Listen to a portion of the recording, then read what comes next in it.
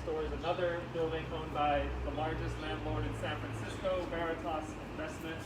Across the street, we have another large landlord, Mosser. The fact that these two humongous landlords with properties throughout the state own so much property and have bought up so many neighborhoods here in San Francisco is no accident. The result of this consolidation in the market and buying up so many properties has led to even worse conditions for tenants that we will be hearing from today. After this brief conference, we'll go on a short walk of the neighborhood where we will walk down the Geary Street corridor, where we'll visit multiple buildings. That stretch of Geary in particular has basically become monopolized by these large corporate landlords. So I want to introduce Hepner, who is an aide to Supervisor Aaron Peskin, and we are in Supervisor Peskin's district right now. So I just want to give you the opportunity to welcome us all and welcome the Assembly. Yeah, thank you, Assemblymember Gibson, for making the trek. I'm Lee Hepner. I work for Supervisor Aaron Peskin. He's been the district supervisor in this part of the city on and off for the past 20 years, 21 years now. I've been with him for the past 6. This district, just for some context, stretches, we're kind of at the southwesterly boundary of the district, a block that way, and you're in District 6, and it stretches all the way over to Chinatown, North Beach. We got Union Square in the financial district, Fisherman's Wharf. We like to call it the San Francisco of San Francisco districts because a lot of the attractions that people come here for are right here. This is also the densest residential district in the city. We might be competing now with District 6 with all of the recent development. And part of our job is investing a lot in stabilizing people's housing. SRO operating subsidies to keep people housed in single-room occupancies. This is a recent city acquisition, the Granada Hotel, 200 some odd units that'll be permanent supportive housing for District 3 residents. A block over is a navigation center that we just acquired. And now the challenge is really about how do we confront this issue. And I love working with HRC. I was with a statewide tenant organizer last night who reaffirmed that HRC is at the cutting edge of thinking about these types of things. And it's great that they have the resources to do so. I am honored to work with you all, and thank you for inviting me. And thank you for coming, Assembly Member. Thank you, Lee. So I want to now welcome Kevin Stein, a good friend and colleague from the California Reinvestment Coalition, to give us a little bit more context on why we're here. Thanks, Brett. I will try and project. And thanks to Lee. We also love working with HRC, so we agree with you there. Want to thank you and the supervisor for hosting us, and certainly Assembly Member, our leader in carrying 2 really critically important bills. We appreciate you coming up and getting the lay of the land in San Francisco. Of course, HRC has a rights committee.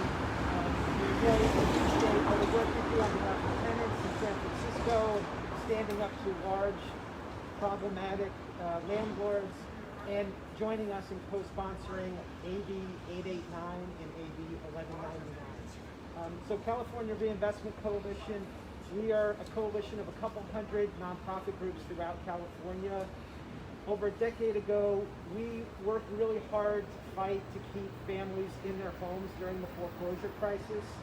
And there were some successes that we had, but a lot of people lost their homes. One of the things that we really didn't foresee at that time is that in a way it was the beginning of a hypercharging of this consolidation of property ownership that Brad was mentioning. With so many homes, instead of going into the hands of families that could purchase them, instead going into the hands of investors. And actually this was government policy at the time. So today we're seeing a continuation of the same problems, where just as back during the foreclosure crisis, working families could not purchase homes because they couldn't compete with investors. Tenants were being abused by a new crop of Wall Street landlords, and neighborhoods were changing dramatically. So, folks in San Francisco know that San Francisco has changed so much over the years, in part because of this dynamic. We're seeing, thanks to research from HRC, this same dynamic of not only the problems worsening, but the government being part of the problem. So the landlord of this building and the building across the street, Veritas and Mosser, they received forgivable PPP loans from the government, and this was a program meant to benefit small businesses that are impacted by the crisis. So this is just not right. The housing market is out of control. Everybody knows that. We're still seeing families that can't buy and tenants that are being abused. And one thing that we know is that the larger corporate landlords are more likely to be raising rents, are more likely to be evicting tenants, and are more likely to be keeping families in uninhabitable conditions, as we see pictures of and we'll hear more about. So we know there's a problem, but it's hard to hold these institutions accountable, in large part because, for the most part, we don't necessarily know who they are. So we see all these properties being purchased in the names of limited liability corporations where we don't really know who the true owners are. This is impacting tenants who find it difficult to know who is responsible to fix their units. Likewise, it's hard for local code enforcement, so people who work for the city who don't know who to go to and also don't know if one problematic landlord owns a number of buildings. We don't know how large these corporations are. And at the same time, the policymakers in San Francisco, in Sacramento, and even in Washington, D.C., don't have enough information to understand exactly what is happening in this crazy market and who owns what and what kinds of solutions we really need.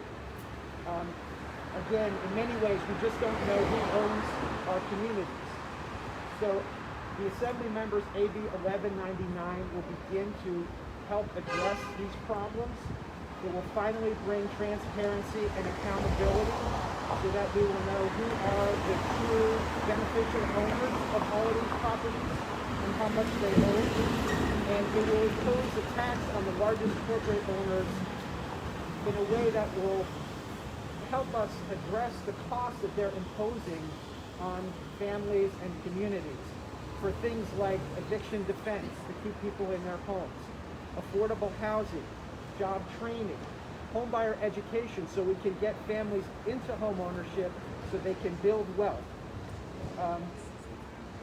This is a bill that is extremely popular with a lot of people. We have 150 organizations that are supporting the bill, and we're calling on the Assembly members' colleagues in Sacramento, the legislature in Sacramento, to listen to the voice of the people and listen to communities and not listen to the largest corporations in the state and the real estate interests. We're asking the legislature to vote yes on AB 1199 and AB 889.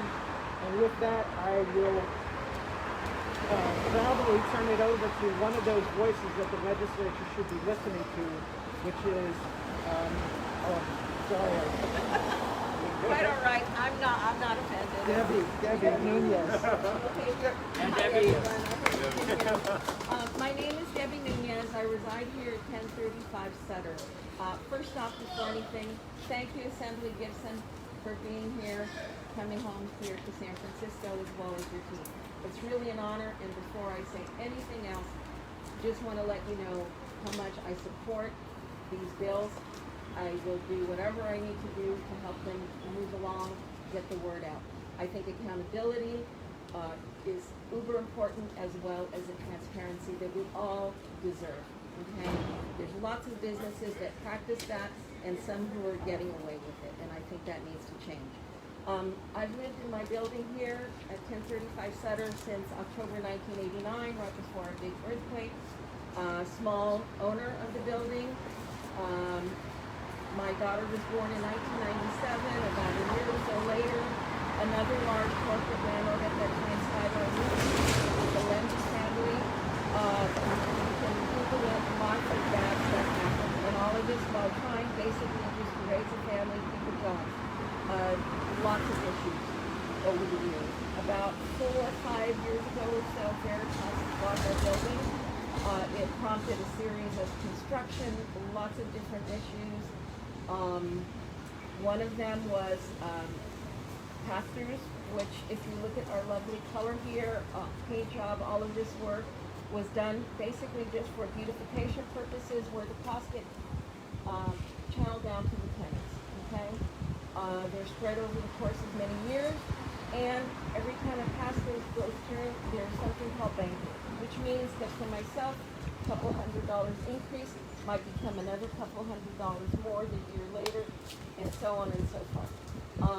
You know, you don't need to be a conspiracy theorist to understand that what that means and why it's designed that way is, number one, to pass down the cost and then eventually move any rent control tenants out of the building. Okay?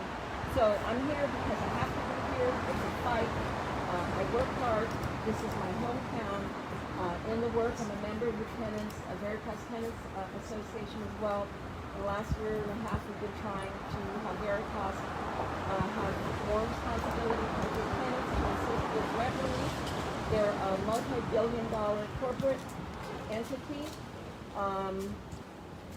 Work with their tenants across various issues, health and safety, etc. At the end of the day, we're all just trying to kind of make it. I happened to speak with Assemblyman Gibson a little bit ago, and you mentioned something, and you said generational wealth. Okay, so in my time, I've helped with a lot of tenants in my building and in other places, along with a lot of our Spanish-speaking tenants, and so in the last year and a half, I was able to work from home, etc., pay my rent, but to see everyone affected by this. People are just trying to make it, raise their hands. And I'm a firm believer, while it didn't happen for me, I'm a firm believer that with these families that may be renting is the first step. The next step, and what everybody strives for, is a little piece of the pie, buy a home, buy whatever. But as you can see, and as you're when we walk in Veritas, it's just about acquisition. And then just a lot of efforts to push good people out.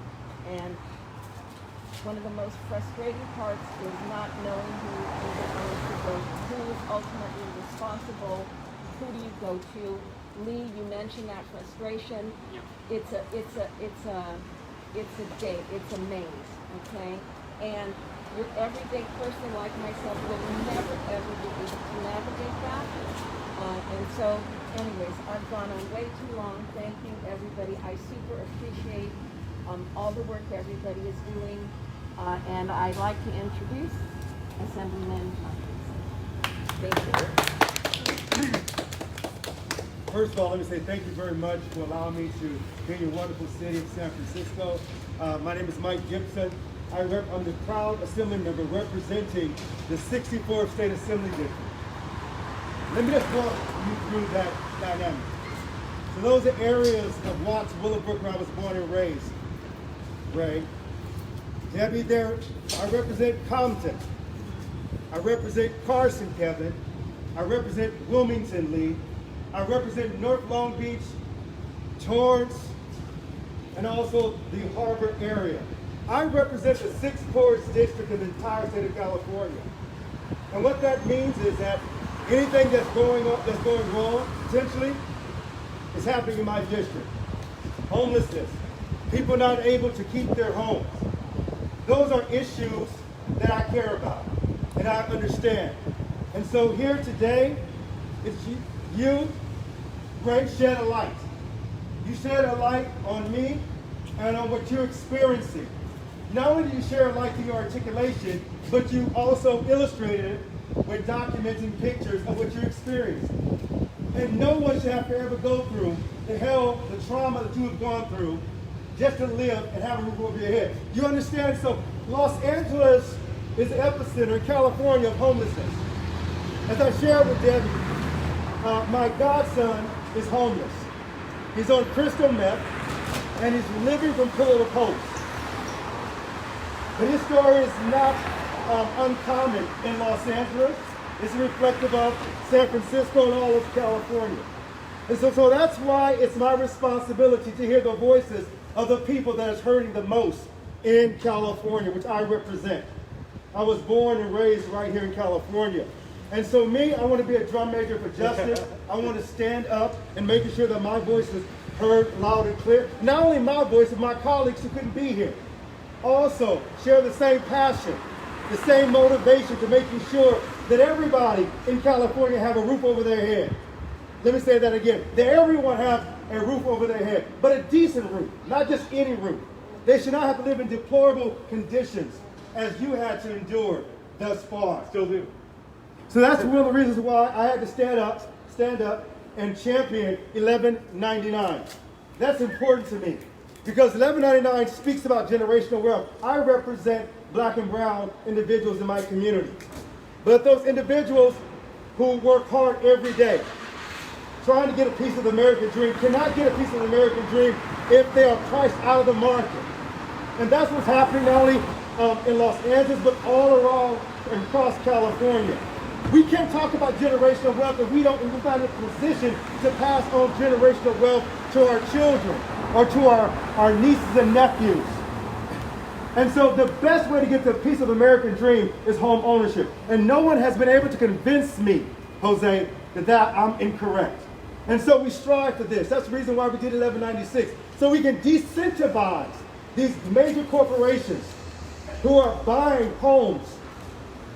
One corporation bought 6,000 homes in 30 days. 6,000 homes. And sometimes they sit on those homes and vegetation and squatters and homes. People just move into them. They don't care about the community because they don't live in this community. Right? So we created 1199 so that we can decentivize this kind of action and target these major corporations who are coming into the black and brown community. 70% of Compton, 70% is owned by a corporation in the city of Compton. In Compton. So if you live in Compton and you want to go back to your neighborhood, which you grew up in your neighborhood, you can't afford it. And so 1199 would create an excise tax that tax these companies, these corporations who are masking this great wealth and hopefully decentivize. But even if it doesn't, we're going to put that money into an account so that first-time home buyers can access those resources. What I hear from realtors is there's a bidding war where sometimes people like these corporations are giving the seller 45% over the asking price. And then they rent out those properties. And then the rent is unaffordable for people to move in those communities. That's not right. And that is also disenfranchising those individuals from getting the piece of the American dream. But we didn't stop there. We also authored 889 to making sure that we know who's behind these LLCs, because they hide behind these LLCs. They mask behind these LLCs, so you never know who we can write to or to hold accountable. And so it's a transparency mechanism, so we'll know.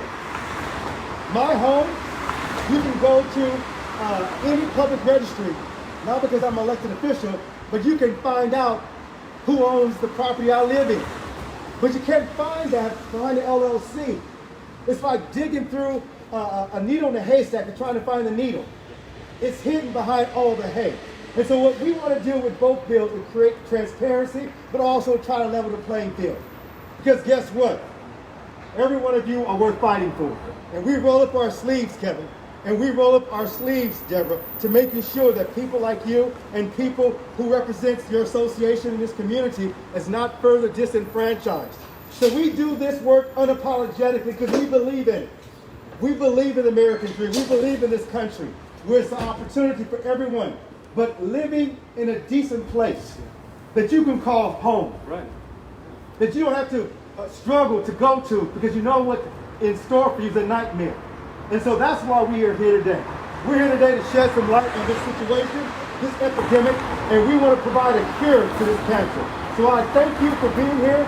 I commend you for making this courageous step, for saying enough is enough. Because I'm a firm believer that when we fight, we win. When we fight, we win. And together, we can win this fight. Thank you very much. Absolutely amazing Assemblymember Gibson. Just inspired and spot on. I now want to just quickly introduce a dear coworker of mine, Aileen, who will introduce herself and also introduce members of the Mosser Tenants Association who are here today. We have members from 1029 Geary who on below Ray's building on the photos. That's pictures from their building where we'll be visiting later this morning. So Aileen, please welcome. My name is Aileen Mejia. I'm with my husband with the Committee of Assistance. I'm here today with the Mosser Tenants Association. We're members that we've been living in Mosser for 15 years.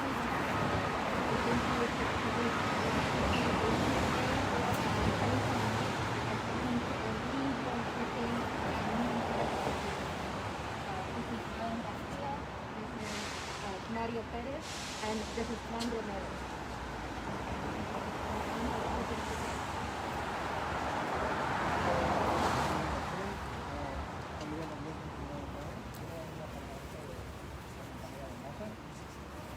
El día de hoy quisiera agradecerle a todos los presentes por esta exposición, por esta instalación tenerlo aquí. También quisiera compartir con ustedes mi experiencia. Al principio todo era tranquilo, pero en estos últimos meses, por la pandemia, ha sido un poquito complicado porque ellos no han querido escuchar las peticiones que nosotros hemos hecho. Hemos estado sin trabajo por casi un año, entonces nosotros hemos tratado de comunicar, hemos creado una posición, gracias aquí a Aileen, hemos tenido la posibilidad de comunicar con las escuelas en ningún momento.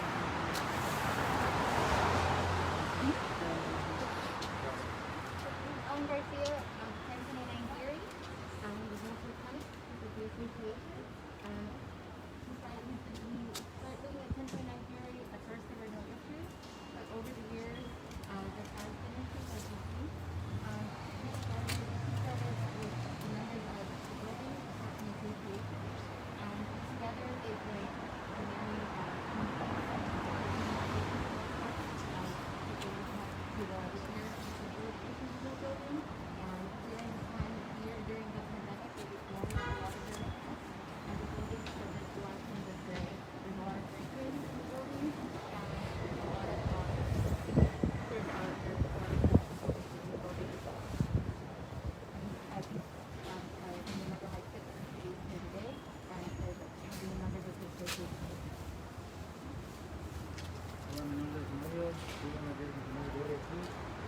Estoy muy bien con esta experiencia,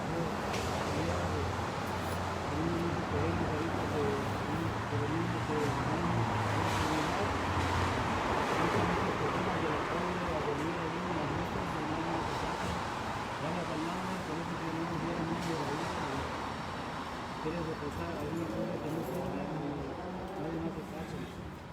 Entonces no sabemos cómo podemos solucionar eso, porque los proyectos de la casa nos han metido presión para la renta, pero ellos no quieren arreglar nada de lo que no quiere de pero sin embargo, por eso tenemos esta asociación con la ley. Esperemos que pronto se arregle todo, porque no está todo difícil la situación de muchas personas que meten las medios de la primera vida, que suben al techo y se pueden meter de las ventanas y las calles.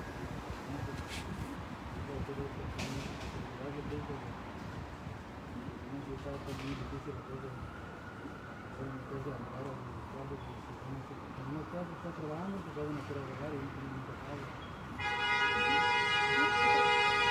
This is a tenant at 1029 Geary. Building right now.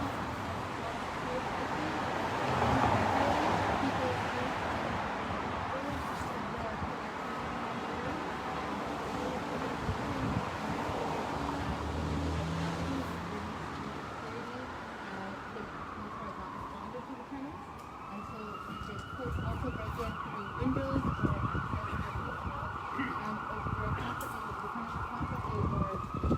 when they request for security.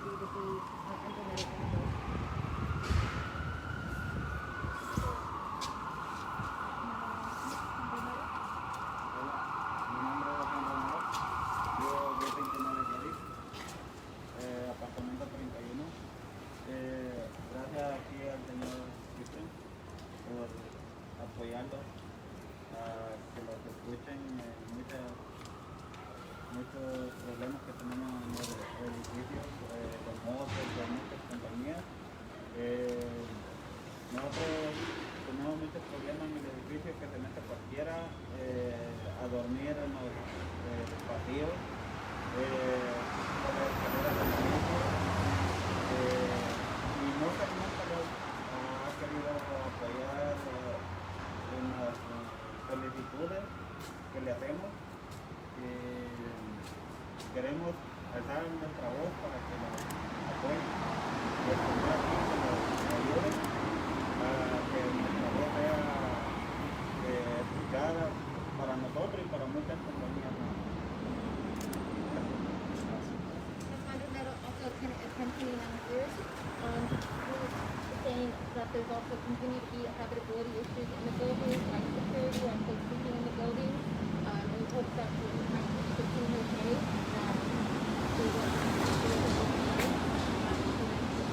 that we will how they keep these good buildings in good police conditions and how the tenants are involved.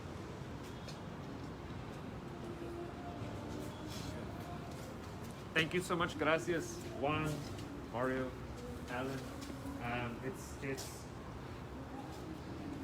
It's very inspiring for me to see that these are tenants who are organizing with their neighbors in not only their building but across buildings to change these conditions.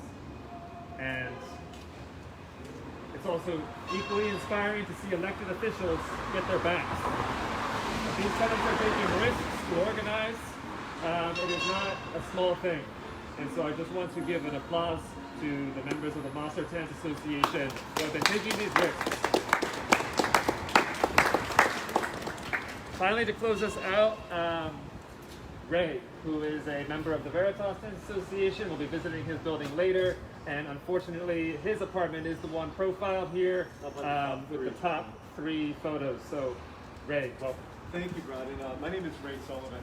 I'm actually a tenant at 709 Geary Street Apartments. That's just a few blocks down this way, down the hill.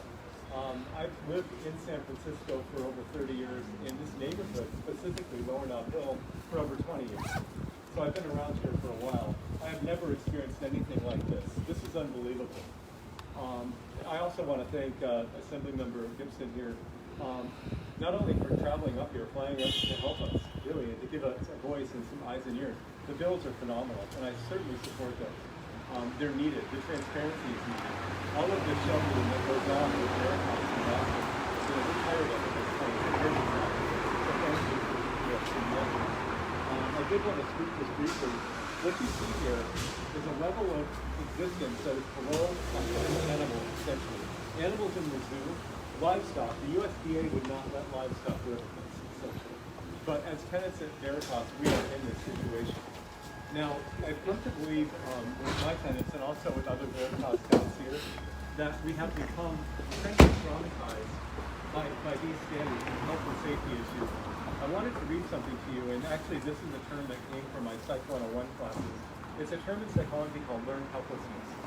This is something, I'm going to read you the definition. It says, learned helplessness is a psychological condition in which a person has a sense of powerlessness arising from negative traumatic events or persistent failure to succeed. It is thought to be the underlying cause of depression.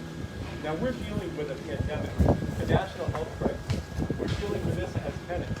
We have layer upon layer upon layer of anxiety, of depression, of stress, and we have no way out when we're forced to shelter in place. This is unbelievable. So the reason why we did a storyboard and a poster board is to give a visual to this happening. This was my kitchen sink in February of last year when I was told by the city that I could not leave my apartment, that there was an unsafe contagion out there. I went to my kitchen sink. This exploded from the wastewater system into my mouth, into my nose, all over my body. They tried to drain this. The Veritas plumbers did, but they left all of this mess all over my living room. I had to clean it up with Lysol wipes, and no PPE was offered. No reasonable accommodation was offered. Nothing. This is basically below a human standard. I'm not asking just for reasonable accommodation. I need to get into an apartment where this is not going on. You know, my neighbor, her ceiling right now, Brad has seen it, has collapsed as of last week. She's at the VA hospital right now, suffering from stress induced by this situation. They have not offered her reasonable accommodation either. So yeah, we're just coming out here to really put a spotlight on this mess, and certainly to thank you, Assembly Member Gibson, and for coming out and bringing some visibility to this. We've been suffering in silence for too long. So thank you again. Thank you, House of Representatives.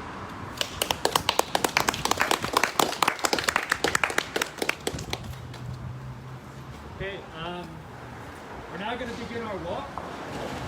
Unless there are any questions for any of the tenants right now, or anything like that. A group photo? Group photo, yes. Let's, You're there. Everybody, yeah.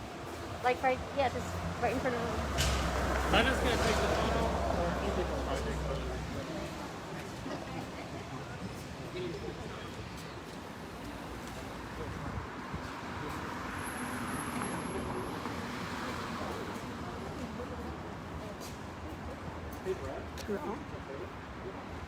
I think we get the short people in front. I will. Can we put the short people in the front? Gabby, Kevin, you two, you just kind of safely.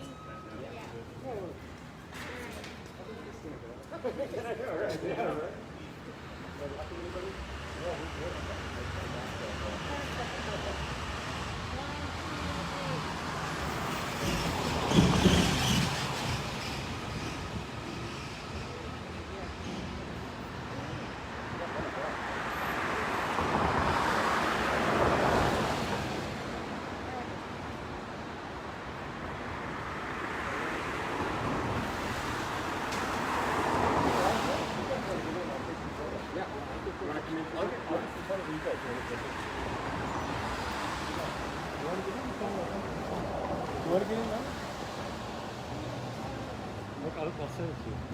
Yeah, for sure. How do I do this one? Got it. You ready? Let it jump in.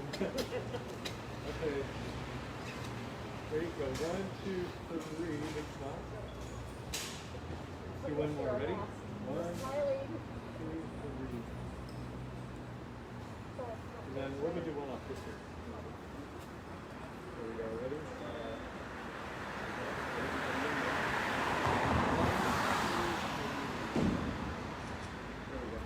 Good job, man.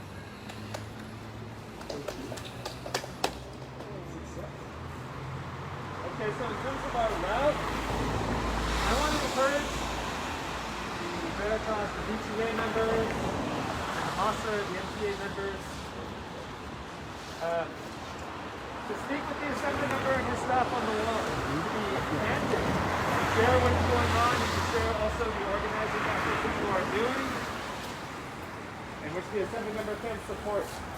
We're going to walk to Leavenworth, which is right past Hyde, which is right here.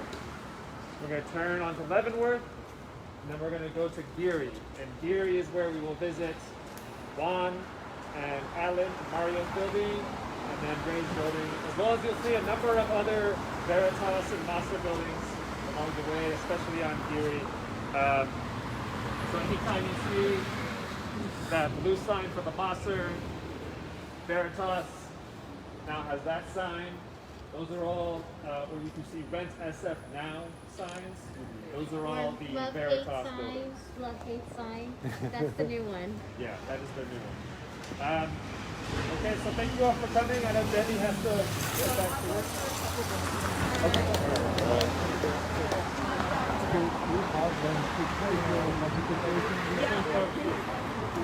Yeah,